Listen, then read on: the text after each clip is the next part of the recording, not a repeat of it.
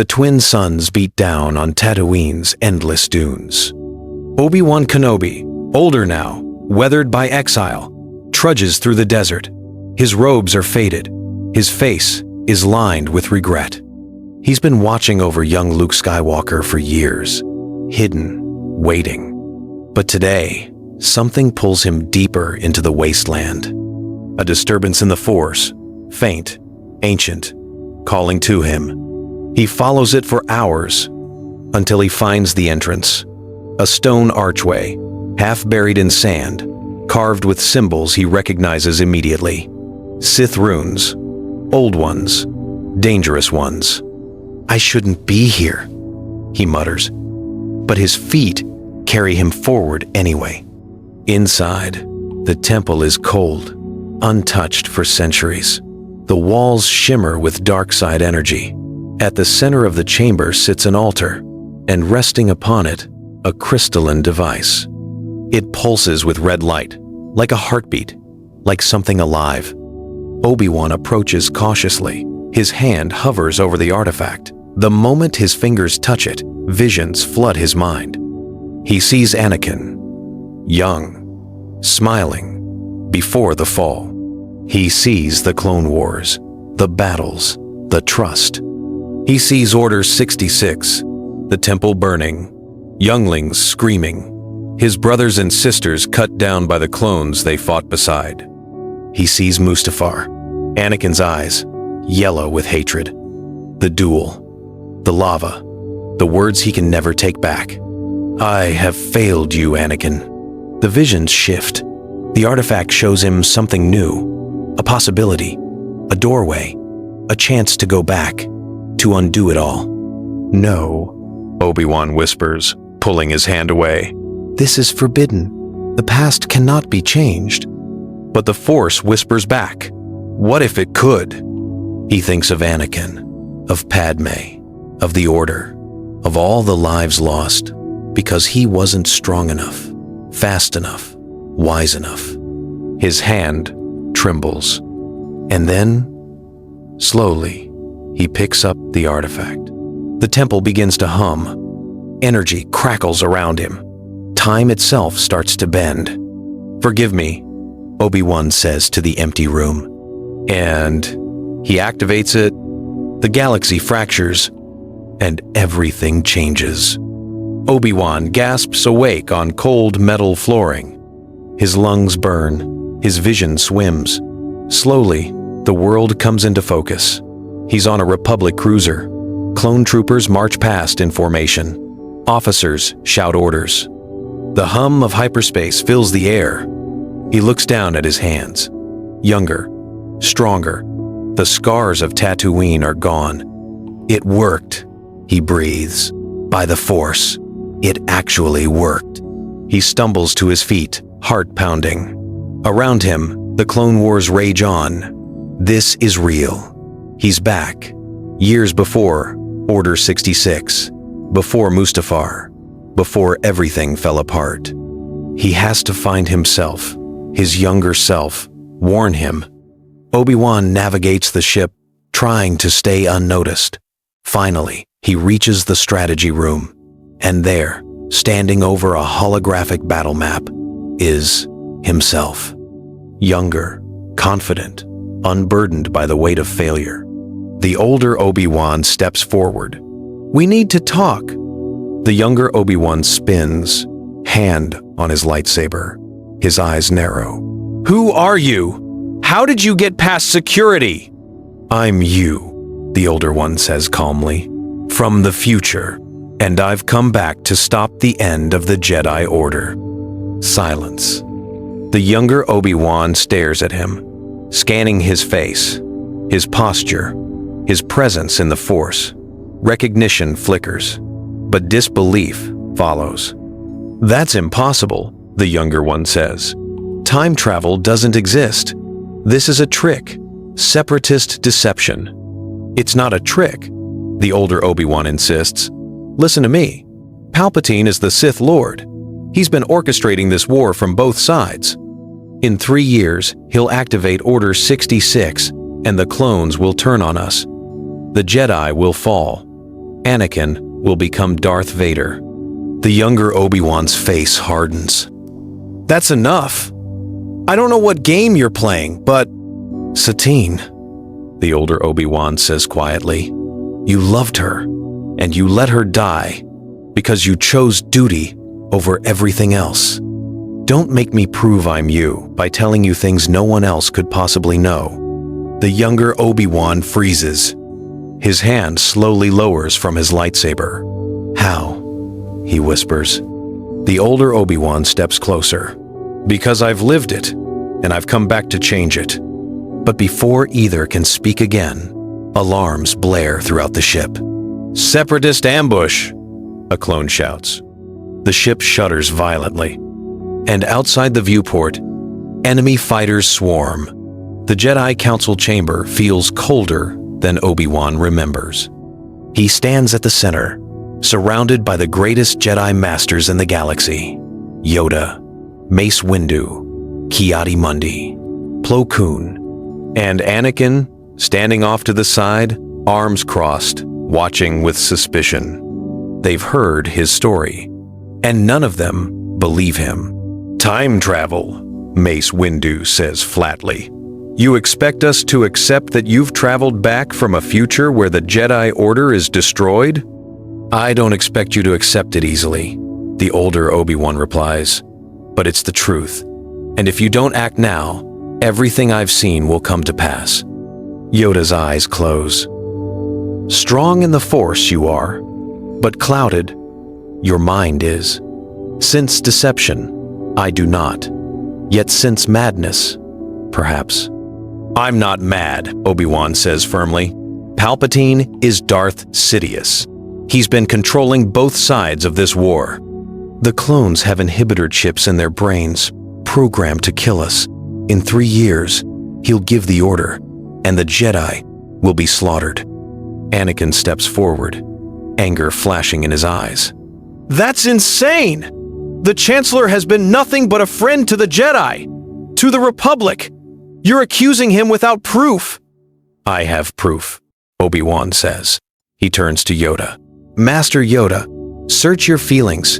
You've always sensed the dark side clouding everything. You've said it yourself, the Sith are influencing the Senate. You just didn't know who. Yoda's ears lower. He says nothing. Mace Windu crosses his arms. Even if what you say is true, we can't arrest the Supreme Chancellor on the word of a man claiming to be from the future. The Senate would never allow it. We'd be branded traitors. Then investigate him, Obi-Wan urges. Quietly, look into his past, his connections to the Sith. Test the clones for the chips. You'll find I'm telling the truth. The Council exchanges uneasy glances. Anakin shakes his head. This is a waste of time. But before anyone can respond, the chamber doors hiss open, and Supreme Chancellor Palpatine walks in, flanked by Senate guards. His smile is warm, welcoming. Master Jedi, he says smoothly.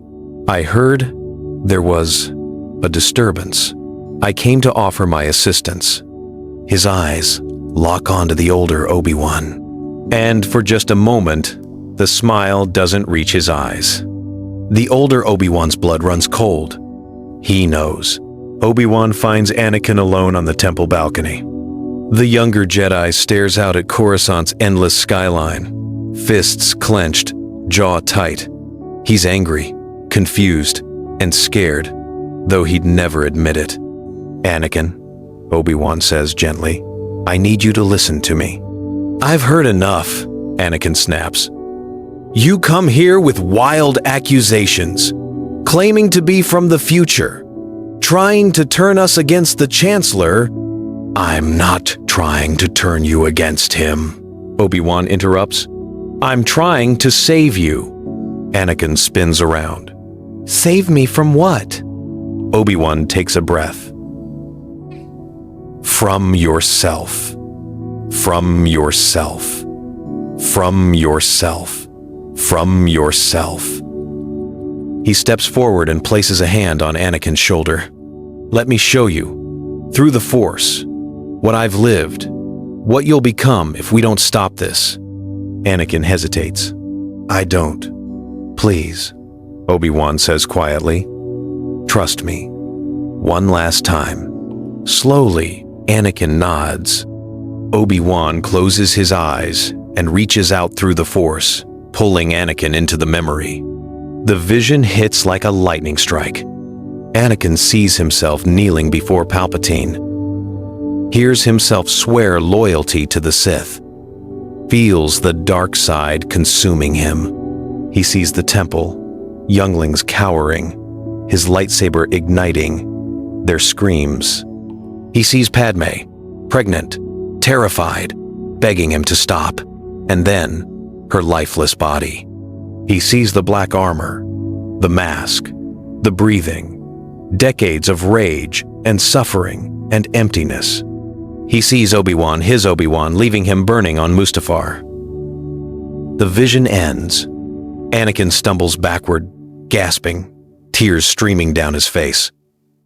It is real, Obi-Wan says, his own voice breaking. I watched it happen. I lived with it. And I came back to stop it. Anakin collapses to his knees. Padme, I killed her?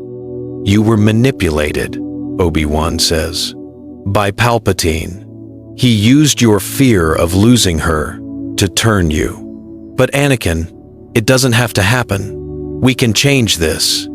Anakin looks up, his face torn between horror and hope. How? By stopping him, Obi-Wan says, before he destroys us all. Anakin's hand moves to his lightsaber. His eyes harden. Then let's end this. The decision is made. The Jedi Council moves in secret, assembling a strike team. Mace Windu leads. Kit Fisto, Agent Kolar, Saesee Tiin follow. Anakin insists on coming. The older Obi-Wan stands beside them, ready. They march through the Senate building under cover of darkness.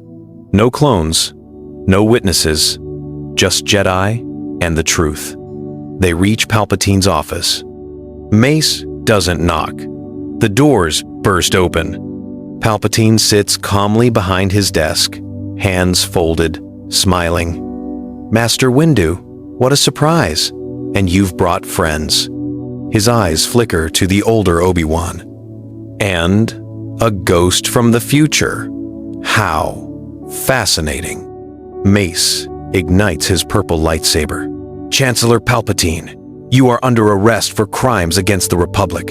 You are the Sith Lord Darth Sidious. Palpatine's smile widens. Took you long enough. He rises slowly. Did you really think I wouldn't sense the disruption, the fracture in time? The moment your future self arrived, I felt it. The older Obi-Wan's heart sinks. Palpatine continues, his voice dripping with venom. I've had days to prepare, to adjust, to ensure that even if you came for me early, I would still win. He raises his hand, and across Coruscant, every clone trooper's comlink activates.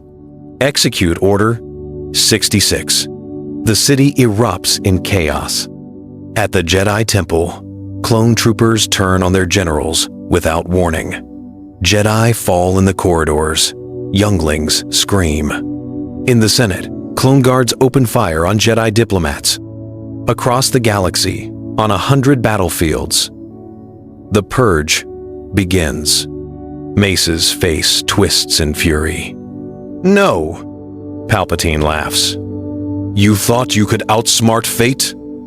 The Sith are inevitable. Lightning explodes from his hands. The Jedi scatter, deflecting with their blades. The office becomes a war zone. Agent Kolar falls first. Then, Saesee Tiin. Kit Fisto and Mace press the attack, but Palpatine is faster, stronger than they anticipated. Anakin lunges forward, blue lightsaber flashing. The older Obi-Wan joins him, fighting side by side with his former apprentice. But outside, the galaxy is burning. And Palpatine is still smiling. You've already lost, he hisses. And the Force itself begins to scream. The Force screams. Reality fractures. In Palpatine's office, the walls shimmer and distort. One moment, the Jedi are fighting the Sith Lord. The next, the room is empty. Then, it's filled with clone troopers. Then, it's burning. Time is breaking. The older Obi-Wan stumbles, clutching his head. No, this isn't supposed to happen. Anakin sees it too. Visions overlapping reality. He sees himself in black armor. Then he's himself again. Then he's kneeling before Palpatine. Then he's fighting him. "What's happening?" Anakin shouts. Mace Windu's voice echoes strangely, like he's speaking from two places at once. The timeline. It's collapsing. Across Coruscant, the chaos spreads. At the Jedi Temple, Shakti watches in horror as dead Jedi flicker back to life for a moment, only to vanish again. She sees herself die. Then she's alive. Then she's somewhere else entirely. On Utapau, Obi-Wan's younger self suddenly exists in two places, fighting Grievous and also standing in the council chamber. Both versions scream in confusion. On Kashyyyk, Yoda feels the disturbance ripple through the Force. Broken, time has become. A wound in the galaxy. Heal it, we must. Or lost, all will be. End quote. Dawn. End quote. End quote. End quote. End quote. 7. Lost. All will be. Back in Palpatine's office, the Sith Lord laughs through the chaos. You've destroyed yourselves. By trying to change fate, you've unraveled the very fabric of existence. The older Obi-Wan's mind races. The artifact. It wasn't meant to change time. It was meant to observe it. By physically traveling back, he created a paradox. Two timelines trying to exist at once. "We have to stop this," he says. "We have to restore the original timeline." Anakin grabs his arm. "But if we do that, everything you showed me, it happens. Padme dies. I become him." "I know," Obi-Wan says, tears in his eyes. "But if we don't, everyone dies. Every version, every timeline. Total annihilation." Anakin's face crumbles. "There has to be another way." "There isn't," Obi-Wan says. "I have to go back, undo this, and live with the consequences." Palpatine's voice cuts through the chaos. "Too late, Kenobi. The damage is done." And the galaxy begins to tear itself apart. The artifact pulses in the older Obi-Wan's hand. He stands in the collapsing office, reality fracturing around him. The Jedi fight Palpatine in one moment, die in the next, exist, and vanish simultaneously. The Force whispers the truth to him. There's only one way to stop this. One choice. He can stabilize the timeline, but only one of them. Option 1. Save Anakin. Lock this altered timeline in place. Keep Anakin from falling. Prevent Vader's birth. Save Padme. But Order 66 still happens. The temple still burns. Thousands of Jedi still die. The Sith still win, just without Vader. Option 2. Restore the original timeline. Undo everything. Let Anakin fall. Let the Jedi die. But ensure the survival of Luke and Leia. Ensure the eventual defeat of the Empire. Preserve the future he knows, no matter how painful. "Master," Anakin says, gripping his shoulder, "what do we do?" Obi-Wan looks at him. Young, alive, still full of hope, still savable. He thinks of all the Jedi who died. Younglings, masters, friends. He thinks of Luke and Leia, who won't exist if this timeline stays. He thinks of the rebellion, the sacrifices, the ultimate victory that came from so much pain. "I'm sorry, Anakin," Obi-Wan whispers. Anakin's eyes widen. "No." Obi-Wan closes his eyes and crushes the artifact in his hand. the timelines snap back into place. The altered timeline dissolves like a dream. Anakin, still uncorrupted, still hopeful, reaches out, "Please," and then vanishes. The office returns to normal. Palpatine is gone. The chaos stops, and Obi-Wan stands alone. He's back in the Sith temple on Tatooine. The artifact is shattered at his feet. The visions fade. He collapses to his knees, sobbing. He had the chance. He could have saved Anakin, but he chose the galaxy instead. He chose duty over love. Again, "Forgive me," he whispers into the empty temple. Outside, the twin suns set over the desert. And in the distance, a young boy named Luke plays in the sand, unaware that his future and the galaxy's has just been preserved. At the cost of one man's second chance, Obi-Wan wakes in his desert hovel on Tatooine. He sits up, gasping, sweat pouring down his face. The suns blaze through the window. Everything is as it was. The artifact is gone, destroyed. The timeline, restored.